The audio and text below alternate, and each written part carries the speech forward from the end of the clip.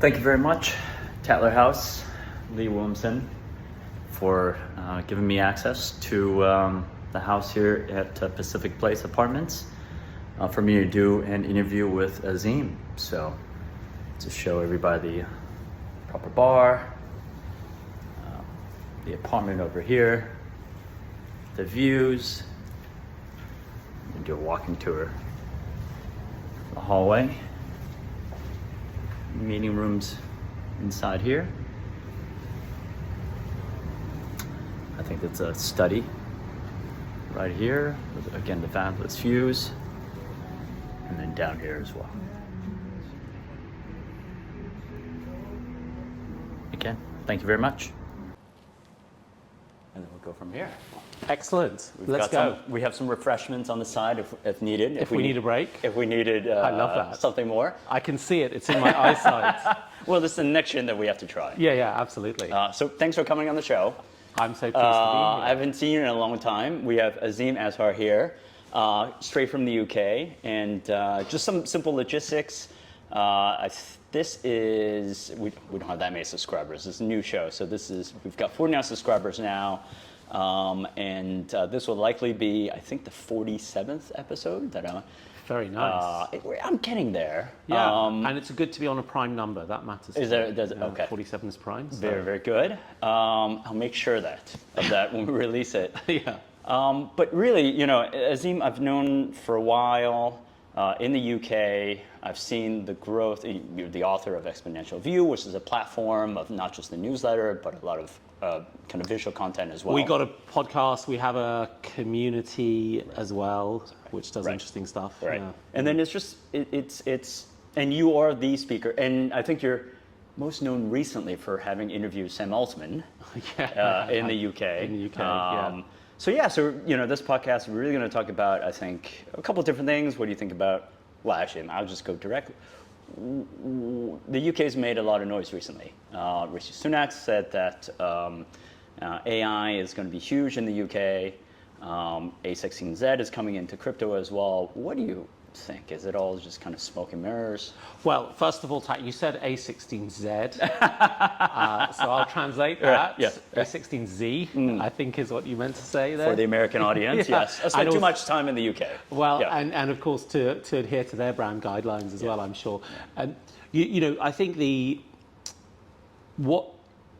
given where the UK is, right? The UK has left Europe. Right. It's had this uglier than it needed to be divorce from Europe. It's off the back of 15 years of terrible productivity growth. UK wages have essentially been flat since 2008. As things stand, lots of former Soviet bloc countries will have higher GDP per capita than the UK within 20 years. It's a real testament to how we sort of got a bit stuck. Right. And yet we do have strengths. We've got really deep strengths in research universities and universities in general, some of the oldest in the world. They're still going strong. And we have strengths as a digital economy. We're often seen as, certainly until the rise of China, as the second place to do digital business after the US, right? Consumers are willing to try it out and so on. And because of DeepMind, but not just DeepMind, the depth of ML talent at Cambridge University and in Edinburgh and in Oxford, we're pretty good at AI, and outside of the US and Israel, we're pretty good at venture capital. Right. And so if you're the government of the day and you're a market-oriented government, the obvious thing to do is to say, let's try to take a leadership position in these particular sectors. And the world has changed, right? So the last time a government tried to do that in the UK was back when David Cameron tried to encourage startups. You were in the UK at the time. They used to Great Britain, the Great Britain campaign, and pitch at the palace. They used to open Buckingham Palace. That's right. And wasn't that Prince Andrew? Who cannot be named? Prince Andrew. Naughty. But back then government was not as hands-on and directed as it is now. In China, in the US, in Europe, you've got these semiconductor strategies, Right. these green economy strategies. And so the way in which Sunak has played this, I think, is much more, I wouldn't say activist, but it's much more catalytic. And I think it makes a lot of sense. I'm actually very glad he's gone off and said these things. Despite my skepticism about, crypto and when it might mature or not, it's not for a government to determine that a particular sector is not going to succeed. Fair. So encouraging A16Z to the extent they did, it makes a lot of sense. Having this global AI summit, which they're having in September, plays very well to the UK's historical strengths as well. So I think that it was a very, very good decision, but I would also add to that I imagine that Keir Starmer from the Labour Party in the opposition, had he been in power, would have probably done similar things. Got it, right. I think nearly any Prime Minister sitting at this AI moment with DeepMind where it is would come to the same conclusion. Fair. And the thing about Rishi, though, is that he's a really deep first principles thinker. He is not a shallow thinker. He's smart and he's thoughtful, and he would have thought about the technologies, and he would have wanted to figure it out for himself. So in that sense, his pronouncements are different to what might have come from the previous Prime Minister, Liz Truss, or from Boris Johnson. Right. Yeah. No, actually, so the AI thing kind of made sense, right? Because, I mean, it's at Techstars, we didn't primarily focus on AI, but afterwards, when it came back to Asia, I did start an AI accelerator. You did, Zero. Yes, yeah, that's correct. Yeah. And a lot of it was informed by what I had learned in the UK, because that was the eventual kind of evolution. The crypto thing was kind of different. And I was like, you don't necessarily think about crypto and blockchain in London. And I was in London a couple of weeks back. I think it was it was a fintech event. But they were starting to make the noise. I think Brian Armstrong from Coinbase was saying we're possibly thinking about going somewhere else in the UK. So I thought that was a bit of a surprise move. That surprised me as well. And let me maybe add some kind of colour. So I think the UK has had it's had a decent number of crypto players in the space. So you've had Tezos, right? Were often there. Consensus had a big office there. Many of the banks set up their digital asset desks out of London. Simon Taylor, right? What's his name from? There was somebody way back in the day that was starting to HSBC. And then you've got a few hedge funds that are focused on crypto that are based out of sort of Hedge Fund Central, which is Mayfair, in London. So it didn't not make sense. I think that when you look at firms coming over to London, I don't mean the venture firms, but like Coinbase, partly it's about where can you find a stable regulatory environment where you have relative power. So compared to SEC and Gary Gensler, who's gone out against Coinbase and Binance and so on, London is a softer place to land, but we have a great regulatory track record, right? And a great sort of pattern in terms of rule of law and so on, which is why so much arbitration happens there. But I was really surprised by A16Z announcing coming to London, and also the way they've done it, and the partner they're bringing over, who is not a Brit, Chris Dixon is. It's Sriram, who is, I think, relatively new to the fund. Okay, got it. And again, from the perspective of like, how do you interpret this? I think that A16Z's crypto fund filled its boots during the height of the crypto bubble. It's got a ton of money. Many of its projects are probably not doing very well, and you're having to make the classic argument of crypto, which it's too early.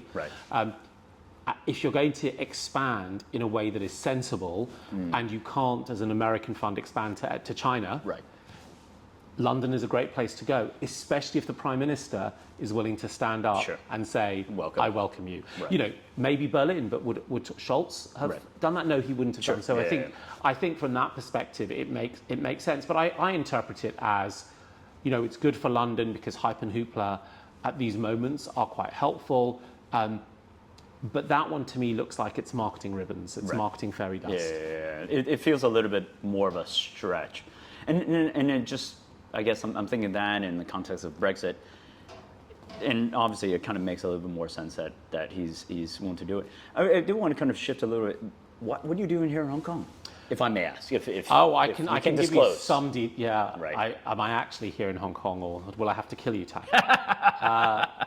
I am speaking at an investor conference run by UBS and their Asia Pac business, and talking to some of their people here. Right. And that happens. I mean, that happens quite a lot. I find myself turning up to places for, one day, and having some meetings and going back. So, and then put that in context with geopolitics. How, from what you've seen in the meetings and the people that you've spoken to, how do you put China, how do you put Hong Kong in the whole context and whole kind of scheme of things? Well, I'm too distant, even though I'm in Hong Kong, Yeah. to understand the nuances of Hong Kong's special place, Sure. Right. And it has obviously got a very, very special place in the map. But what I would say about the geopolitics is that the language of the investors I've met in the past 30 hours that I've been in Hong Kong, and many of them are Greater China, mainland China, is much less binary than the language that I hear from investors in the US, LPs in the US, founders in the US, and it's much less binary than the political utterances that come out of the West, the US and the UK as well. And of course, what I'm meeting here amongst the smartest, most international, most cosmopolitan, capable investors based out of Beijing or maybe out of Hong Kong. But I hear much more of a world that is still interconnected, a world that is not heading for a showdown over the Taiwan Straits and so on. So that to me is a really great insight. And what I brought to them was what I'm hearing, because I'm hearing a very different, tone, right? Get the Dahua cameras, the Hikvision cameras out of public spaces in the UK. Strengthen the export controls on advanced GPUs. Right. But I can imagine Americans are very much like that. But I thought the Brits would be a little bit more pragmatic, right? In the whole context of Brexit, it needs to be a market economy, needs to kind of go with the flow in terms of trade partners, right? I think there's definitely a sense that that national security interests have to start to play a role, and I think we see that with what happened with ARM, which was the big semiconductor firm that was going to go through that acquisition with SoftBank in the end, and what happened in ARM China, which was a really sordid tale of bad corporate governance, which I just don't think could have happened had that been in the UK, for example. So there is definitely that sense, and I don't think it's been helped by the fact that perhaps Huawei equipment or Hikvision equipment hasn't passed security tests, right? I think it would have helped a great deal if those things had actually, passed, and whether the reasons they sort of flagged warnings to authorities were deliberate or just the speed of trying to ship product. I don't know, but I don't think that's helped. And I think there's certainly a significant caucus of senior British politicians who look much more like China hawks than not. Okay. And then how are you thinking about actually switching back to AI now? Yeah, sure. Because I first met you, I think, and actually I want to talk about the exponential view, and because I think I met you when you were first starting that out. So I want to talk about that. But before that, let's go back to that place. And that was kind of the start of AI as a conversation. What do you see about this run with ChatGPT, LLMs, and it's different from what we saw, I think, back in 2016, 17? Yeah. Right? Yeah. Well, I mean, this is a different, it's a different technology platform. So the breakthroughs in 2010, 2011, which were related to what became known as deep learning and convolutional neural nets, were very, very good for things like speech and, of course, in particular, images and image recognition. And what that did was it unlocked a sense of belief that something could happen. And so we, OpenAI, I mean, DeepMind was founded back in 2011, and OpenAI is only a few years after that. But the thing that has triggered the current unlock was an academic paper that was released on Archive as a preprint 6 years and 1 day to the recording that we're making now, TAC, which was Attention is All You Need. And it introduced this new idea, which is now known as a transformer architecture. And GPT-4 stands for Generative Pre-trained Transformer. And this is a class of generative AI. So other types of AI are discriminative, which means they discriminate from in other words, saying, this is a glass and this is a table, right? And this is a shoe. That's discrimination, whereas generation is, let me draw you a new shoe. Right. And those types of approaches picked up speed in 2014, 2015 through, by chaining different types of network together. But the transformer model allows us to do generation around text. Now, but what is text, and what is a transformer model doing? Well, text is how we think. Sure. I mean, when we think, we may abstractly think about concepts, but when we verbalize them in our minds, we're actually thinking in terms of words or other types of symbols that we've strung together. So the difference is that vastly most of our cognitive communication gets embedded in text, Right. In some form or other, spoken or written, and that has created an entirely new technology architecture that we can build from and start to build products from. And it's remarkable that it's not even been. It was less than 5 years from the Attention is All You Need paper to GPT-3 in 2020. GPT-3 in 2020 was what started to get venture capital looking into these services. And of course, GPT-4 and ChatGPT has really, really blown people away. I mean, it's blown me away. And I'm some days I just don't bother even to check what new things have emerged because it's just overwhelming. I'm still on last week's innovations. Right. And it's like I don't want any more innovation this week. It's like, actually, you're in the content space in the sense like you can use. I mean, ChatGPT has just kind of transformed content in the sense of written content. Oh, I mean, it is remarkable. I mean, there's a particular thing that I used to be able to do once every 5 or 6 weeks, which I now do weekly. So there's a 6x productivity enhancement. Right. And my team as well uses these tools. I mean, we don't use ChatGPT or Perplexity or Claude or any of them to write words. Oh, right. Okay. So what we do is we use them. Good for you, really. Well, it's very easy to. But the quality isn't good enough. Right. Where the quality is great is in the level below. So you need to understand what a transformer model does, right? So a transformer model builds a concept space called embeddings, and so it's below the individual words.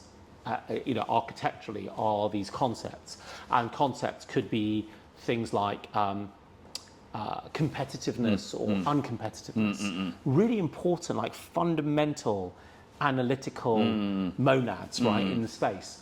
And because we do a lot of analytical work, it's really, really helpful to have something that's cognitively diverse to look at this. So I'll give you an example. Yeah. So I wanted to figure out how authentic are the large oil companies' net zero commitments. Got it. Okay. Right? So there's a multi-step process here. Yeah, of course. Yes. Right. So the first part of the process was what criteria might I use to evaluate these people? Right. So I could have spent a day thinking about this. Okay. But I went to GPT-4 and I said, what criteria would I use? Fair. Okay. And it comes up with 26 criteria. It's this big long list. Right. And it's like a super smart graduate trainee at BCG who's not been through the thinking training, right? So this big long list, but it took 3 seconds and I didn't have to feed them. So then I said, okay, that's fine, but I think you've missed out these two. Right. And I need it in 4 categories in a mutually exclusive, collectively exhaustive list, a MISI list. MISI, all right. And it gives me a MISI list. Right. And I say, that's fine. Really? Yeah. Oh, it did? But I don't like this MISI list. Right. Give me a different one. Right. And it gives me a different one.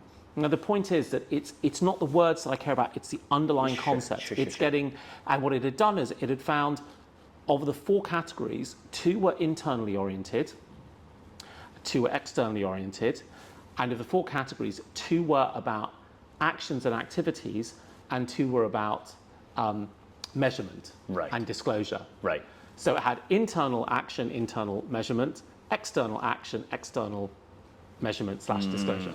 So it's now got these four criteria. So then I say to it, okay, go off and find the top 20 oil companies. And then rank them 1 to 5. No. Rank them 1 to 5 in each of these 4 categories and give me a weighted score. And it goes off and does that. And I've forgotten a step, right? The step I did before that was, in each of these 4 categories, if I was to ask you to rank them 1 to 5, what would you need to do to achieve a score of 1? What would you need to achieve a score of 3? And what to achieve a score of 5? And it comes back. Now, this is classic. You're a consultant, right? Yeah. This is classic junior analyst, junior associate work, right? And then I ask it to do the ranking, and it provides me this table. Now, this happens to be a subject I know something about, because I wrote a huge climate change report a few years ago, and the ordinality of the list was pretty strong. And that whole process had taken me 5 minutes, 7 minutes.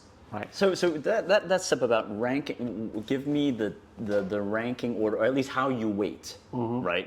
According to the categories, how you will weight different companies. Okay, interesting. And so, for example, for the internal measurement category, to get to a 5, the internal measurements needed to be connected to the executive compensation.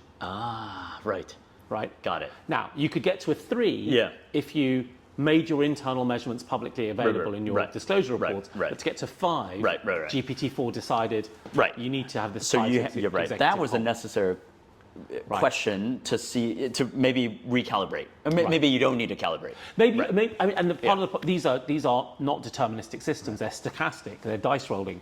So I don't know if I needed to do that step to get the quality of the output, but I did. Right? I took the extra dice roll. Have you ever played the game Risk? Yes. Right. So you know that you get to roll 3 dice if you're attacking at the maximum. I think so. Right. Yes. Okay. So when you've got the armies, a defender can only defend with 2, but an attacker can roll with 3. Right. If you have 4 or more armies, you can roll with 3. If you have 3 armies, you can only roll with 2. Yes, something I do remember. So if I have 10 armies, I can attack with 3, or I can attack with 2 dice. Well, of course, you should attack with 3. Right. Because you increase your chance of rolling 6s. Right. And that's what matters when attacking the defender. Right. And I think the same is true when you're using GPT-4. I don't know whether those interim steps actually made a difference, or it was extra labor for me. But what I judged was that it was such a small marginal thing for me to add that extra question. Time. That it was cheaper than getting a bad response and having to go back in and do it again. So the way that my team will use these tools is they'll use it in that level of analysis, level of helping us think through, and it's a cognitive partner. It's like having 2 or 3 junior associates. And no cognitive partner. I like that description. But no senior exec, no senior lawyer has ever taken the work of a junior associate and put it straight in front of the judge without checking it. Right. And so no one using GPT-4 should take that output and put it in front of a judge without checking it. Right, right. And so within our team, we have essentially everyone has signed up to, you are stand by every word that you put in a document. Oh, right. Okay. Right? Right. So, if someone has something that says Madrid is the capital of France, which it is not, Clearly. they're going to have to justify that if they put that in a document. Right. And so And that is this an editorial? Is this a journalistic thing? I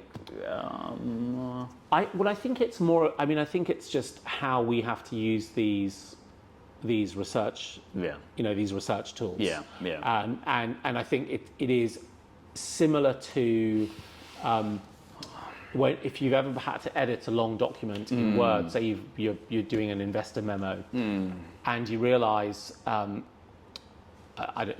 you've spelt someone's name wrong, and you have to correct it, and you put the last three letters you have to swap, and you do a find and replace all. Yeah.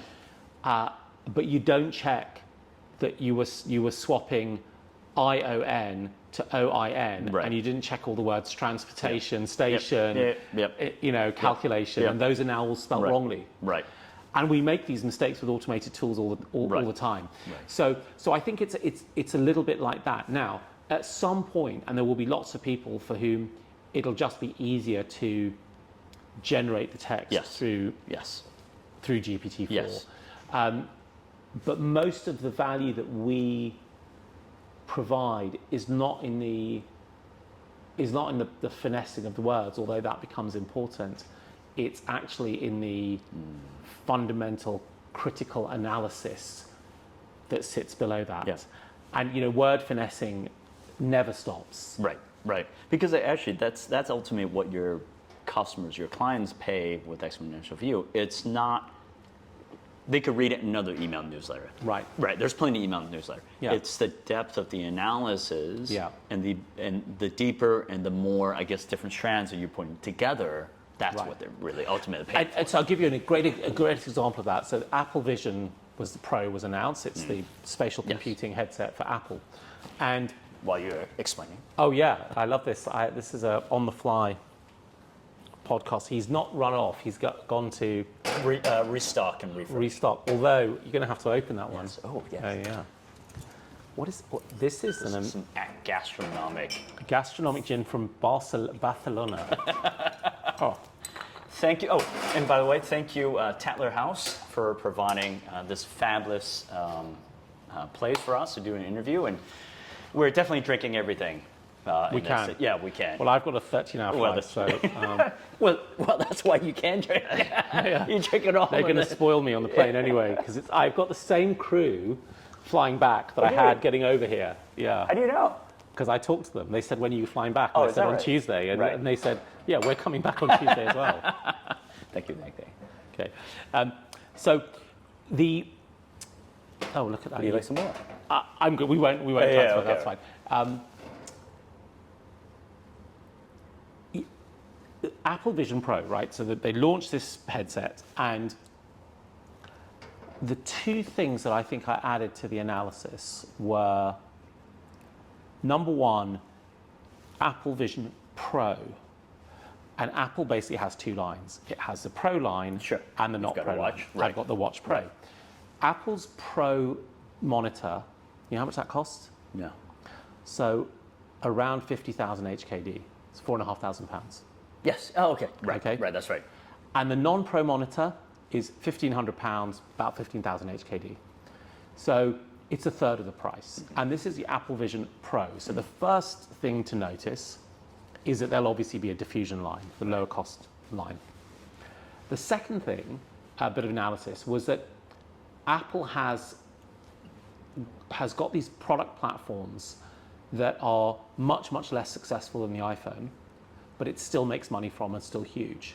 So Apple Watch is tiny. There are 200 million Apple Watch users in the world. It's about 10% of the installed base of iOS. And there's no real watch app store to drive services revenues. So it's really just in hardware sales. And yet the Apple Watch is important enough to the Apple ecosystem. Right. And traditional, Procter & Gamble style brand strategy would have said, wait, why would you have a 10% product line that's lower margin Right. and lower revenue and 10% for user base? You just wouldn't do that. Find winners. But that's not how an ecosystem works. And so when you look at the Apple Vision Pro, even if it gets to 3 or 4% of the user base, which would be tiny for Apple, Right. they would still back it because Right. they backed the Apple Watch. It took 7 years to get to 10% penetration of the Apple user base. Right. And now those two insights around Apple Vision Pro would not and could not come from Claude or GPT-4 because, of course, we tested it. Right. Now, I would have had to ask the question, which is, yes. what could we learn about the fact it's called Apple Vision Pro and that Apple also has Pro ranges in other products? Then GPT-4 would have given me a great comprehensive response. Oh, there's the Pro laser printer that they stopped. There's the Pro computer. But I already know the answer because I could ask the question. Right. Right. Right. And so they're not that, a lot of the game when you're using it as an analyst or as a researcher or someone doing diligence is about understanding the class of questions you can ask. Yeah. It's classic consulting as well. It's not about knowing the answers. It's knowing which questions to ask. Right. And and then I'll shift gears to the question time that you gave to Sam Altman. Yeah. So I didn't watch that. I don't know if it's public. It's not yet fully public. Oh, is it? Okay. Only bits are snippets. So Okay. the full thing launches on July the 13th. Okay, I have this TV show coming out. Oh, is it? Yeah. Okay, got it. What struck you about the interview? You've interviewed, I've interviewed hundreds. him before. Oh, have you? Okay. Yeah. So yeah, anything different? Well, what about struck this you time? about it? Well, I didn't watch it. Okay, but I wanted to ask you about that just because, again, you've interviewed lots of people before. I didn't know that you interviewed him before. But was there something different about the way he was this time? And any insights around that particular interview? He's much more polished in terms of media polish. Oh, right. And he's more guarded. It's harder to get him to open up. I mean, I interviewed him 3 years ago on Zoom. This is still 2020. Still OpenAI. OpenAI, GPT-3 has come out. Okay. But it was a non-profit back then. It was a non-profit. I listened to the interview, that conversation again, and it's really fantastic. And Sam opens up a little bit about half an hour in. This time we're meeting in person, and I would think that it's going to be a. That's right. You had 10 minutes with him right, before. Exactly. But what I'd say is he is really under a lot of scrutiny, and what he's doing is he's rising to meet that scrutiny in an incredibly positive way. And I think the consequence of that is he's a little bit more guarded around how he answers. It's not that he doesn't answer questions. It's the way in which he answers them that you feel there's a little bit more distance. Right. And that could also be a function of much more media training. But that said, again, it's a little bit like the Rishi Sunak and the tech thing, which is, what do people want Sam Altman to actually say? Yes. And how could he behave any different or any better than the way he's currently behaving? Yeah, I mean, what do they actually want? Okay, so let me take a gander at this. So what do people want to hear to reaffirm whatever they thought, right? So probably, so they want to ask Sam about risks of AI, right? Is AI going to take over the world type of thing, right? And the fact that I'm just again, spitballing, the fact that he was probably media trained may make people think that he's evasive. It may be. Right. Yeah. And that probably didn't. I think that there's maybe a couple of different classes. There's the Ban AI Brigade who were actually demonstrating outside with Oh, were they? Yeah. Oh, really? Yeah. Where was it again? There's a whole, I forget what they've called themselves. They've got an acronym. Where's the venue, though? Where was the venue? Oh, it was in central London. It was a big university lecture theatre. Oh, okay. Yeah. They're called Pause AI. And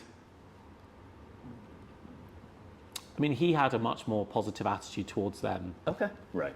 than I did. He said, I want to go and talk to these guys. Actually, I want to go and talk to them and hear what they have to say. Fair. Okay. And so I don't know what more you can expect from the boss of a business other than to engage. And we can't expect them to necessarily agree with us. I mean, there are a number of key things I disagree with him on. But the world isn't about everyone agreeing with me. I mean, it would be great if it was. Right. The world is about the fact that we disagree, and what we need to have in place are mechanisms that allow us to push those disagreements together and come out with paths forward. Sure.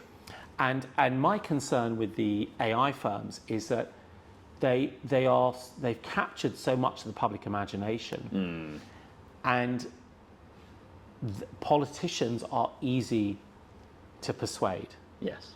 I thought you were going to use the manipulate word, but anyway, yes. Well, they're just, they're just easy to, because they want to be seen to be sitting with winners. Of course. And who looks like a winner more than, Right.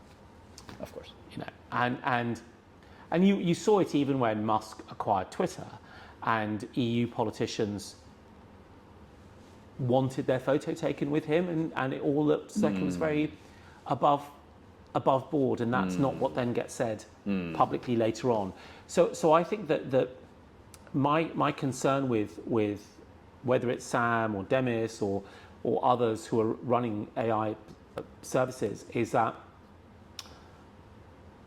we need to recognize that however good they are, Right. however well intentioned, Yes. their incentives cannot, except by extreme coincidence, align with society and all of its complexity. And so we need to have conversations like that. And I think one of the things that Altman and OpenAI have not done is they've not seriously talked about proximate close-in dangers Okay. Oh, really? of AI systems. Oh, really? Oh, okay. Did you not ask him that question? I can't remember if I did. I think I probably did. Okay. Yeah. But he had an answer. He had an answer, but it was not the answer that you liked, which is why cognitively it didn't register. Yeah, I mean, absolutely. I mean, Right. I think that the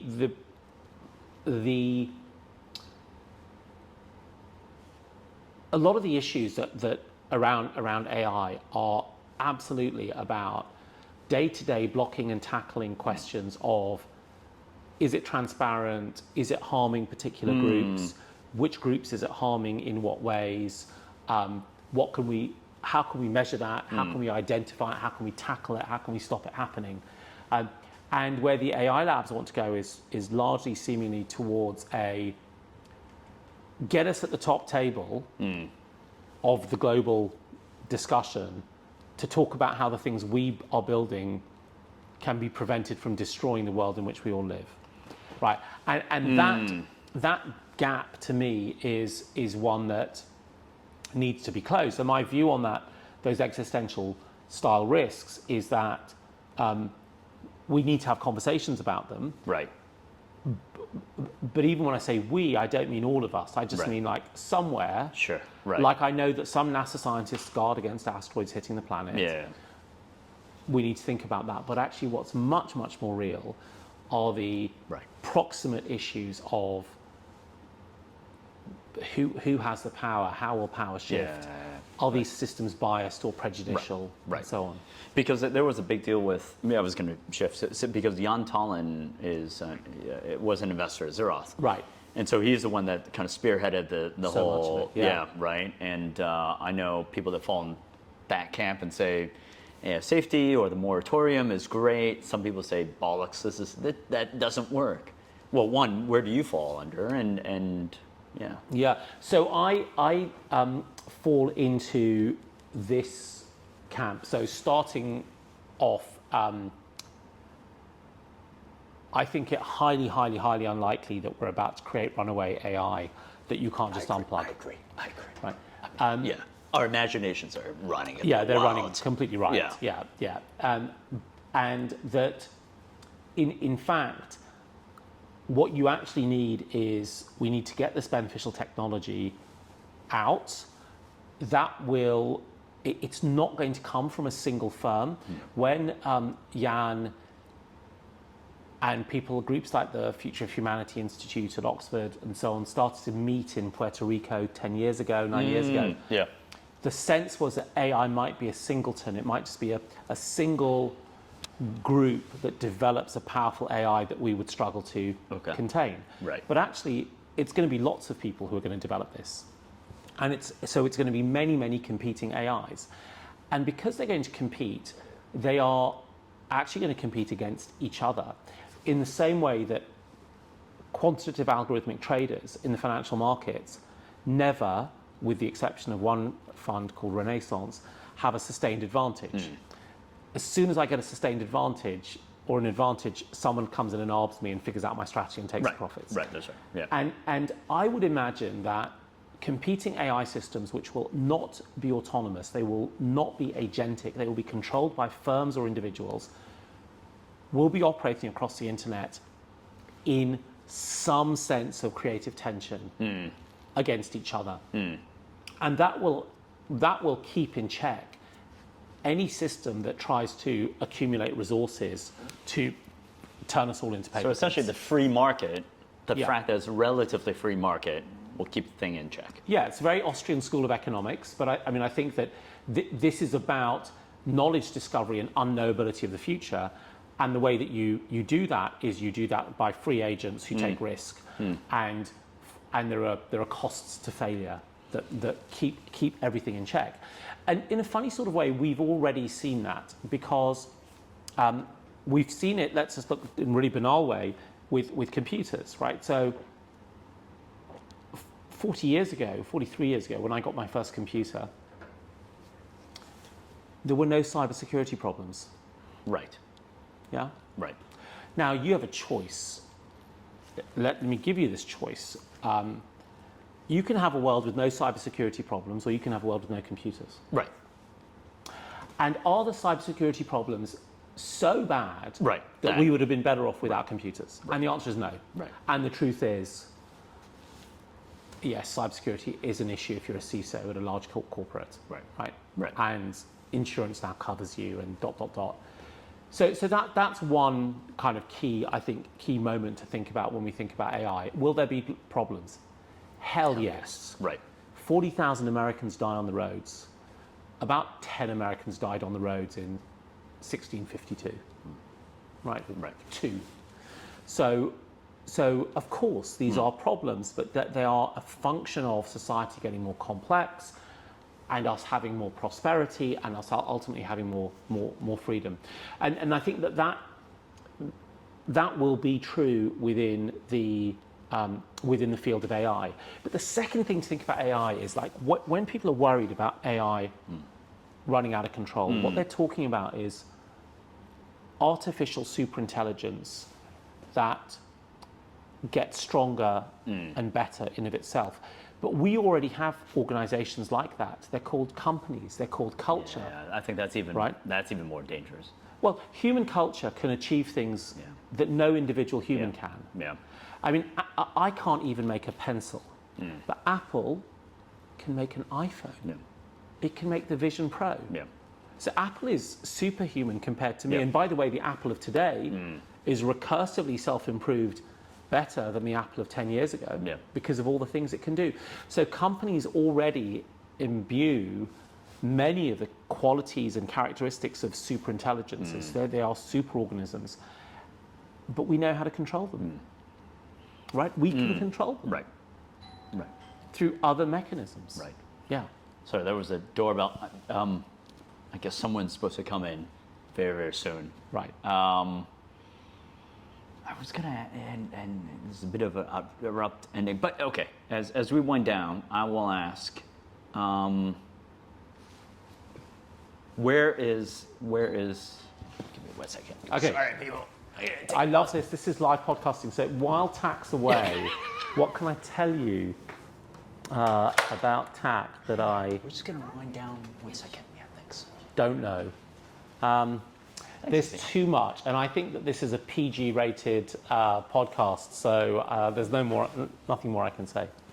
What did you say? I didn't say anything. Oh, okay, all right. Sorry, this is literally a house, so that when someone was ringing a doorbell, I was coming. Yeah. So I agree with you. Your last point about this whole risk thing, I think it's overblown.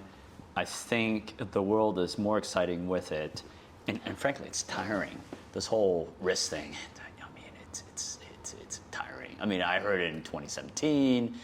I was just like, this is ridiculous, right? It is tiring, and let's put it right? into Is it context. not? This is my 29th year in the tech industry, and I have never come across as powerful as a technology as AI.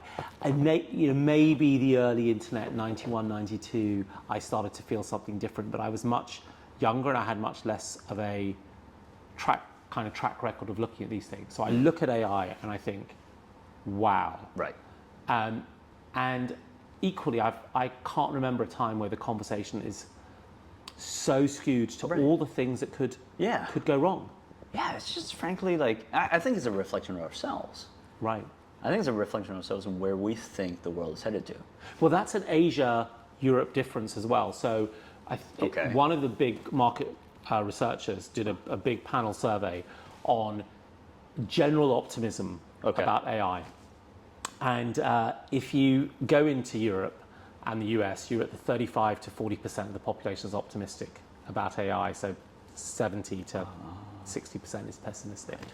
You come over to Asia, into China, and China, and so on, 70, 75% optimistic about it. And that reflects where optimism around technology over the last 10 years. And growth. And economics. And the future, right, yeah. Absolutely, right. because, maybe there is a Europe and the US, I think, are very, very different, and Western Europe is different to Eastern Europe, but maybe there is a mode of our relative rate of prosperity has slowed. Of course. In those countries. Right. And so perhaps embedded in that is a sense that the future can't be as rosy as the past has been. I've always felt that technology is just an amplifier as money. And so it's merely a reflection of where we've changed as a society. And I didn't know actually in Asia it's 65, it's reverse, right? Essentially. It's reverse. And that makes sense. Yeah. And that, I think, is but I also don't think that will change necessarily the way that the technologies will roll out. Yeah, no, 100%. They may still roll out in Europe faster than they roll out here because things are more digitized. There are more large companies, there are more well-run companies, and so on and so forth. But the popular attitude, and it does get, I think these are important questions. The questions of regulation and risk and who is left out and who is harmed are really, really important questions. But it makes me think about penicillin, the first antibiotic. And is the story about penicillin that it's really saved hundreds of millions of human lives and shortened a lot of illnesses? Or is it that for 5 or 10 years, it really harmed the income prospects of undertakers in European cities because as death rates from simple infectious diseases declined, they got less business. Right. Where is the story? And the story actually is on the former. And I think the story here will be on the former. The reason people will catastrophize is quite often because it is them or people they care about who is bearing the burden. And that's why we have to hear those voices and make adjustments appropriately. Right, fair enough. Yeah. Thanks for that. And on that note, thank you, Tak. That was amazing. Cheers. Adios.